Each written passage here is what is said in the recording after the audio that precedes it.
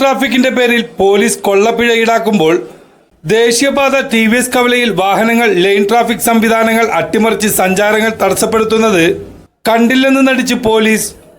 ദേശീയപാതയിലെ അപകടം മുനമ്പായ കളമശ്ശേരി TVS കവലയിൽ ട്രാഫിക് സംവിധാനം വകവെക്കാതെയും ഫ്രീ ലെഫ്റ്റ് സംവിധാനം പാലിക്കാതെയും വാഹനങ്ങൾ സിഗ്നലിന് സമീപം നിർത്തുന്നത് വൻ ഗതാഗത കുരുക്കിനും കാൽനടയാത്രക്കാർക്ക് അപകട ഭീഷണി ഉയർത്തുന്നു. ബസ്സുകളുടെ മരണപ്പാച്ചിലും കാൽനടയാത്രക്കാർക്കും ഇരുചക്ര വാഹനങ്ങൾക്കും ചെറുവാഹനങ്ങൾക്കും അപകട ഭീഷണി ഉയർത്തുന്നുണ്ട്.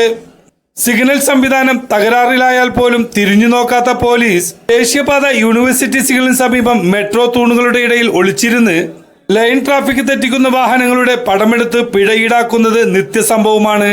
ഇതിനു പുറമെ റെയിൽവേ മേൽപ്പാലത്തിന് സമീപവും സമാന രീതിയിൽ പോലീസ് നടപടിയെടുക്കുന്നുണ്ട്. തണൽ മരങ്ങൾക്കടിയിൽ നിന്നും കൊണ്ടുമാത്രമാണ് പോലീസ് വാഹനങ്ങൾ നിയന്ത്രിക്കുന്നതും പരിശോധന നടത്തുന്നതും. എന്നാൽ വൈദ്യുതി തകരാർ സംഭവിക്കുകയോ സിഗ്നൽ തകരാറിലാകുമ്പോഴും ട്രാഫിക് പോലീസും കൺട്രോൾ റൂമിലെ പോലീസും റോഡിൽ നിന്നും അപ്രത്യക്ഷമാകുകയാണ്. ഇത് പല മേഖലകളിലും അപകടങ്ങൾക്ക് വഴിവെക്കുന്നു.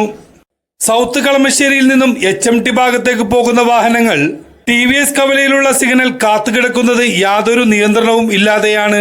സ്വകാര്യ ബസ്സുകൾ സിഗ്നൽ പോലും നോക്കാതെ അതിവേഗത്തിൽ മറികടക്കുന്നു. ചില സ്വകാര്യ ബസ്സുകൾ തോന്നുംപടി കിടക്കുന്നത് മൂലം ഇടതുവശം കയറി ആലുവയ്ക്ക് പോകേണ്ട വാഹനങ്ങൾക്ക് പോകാൻ കഴിയുന്നില്ല.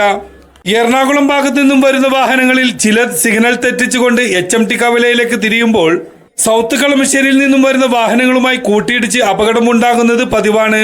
വിവിധ അപകടങ്ങളിലായി 20ഓളം ആളുകൾ ഇവിടെ മരണപ്പെടുകയും ചെറുതും വലുതുമായ അപകടങ്ങളിൽപ്പെട്ട് ഗുരുതര പരിക്കേറ്റവർ ചികിത്സയിൽ കഴിയുന്നുണ്ടെന്ന് നാട്ടുകാർ പറഞ്ഞു.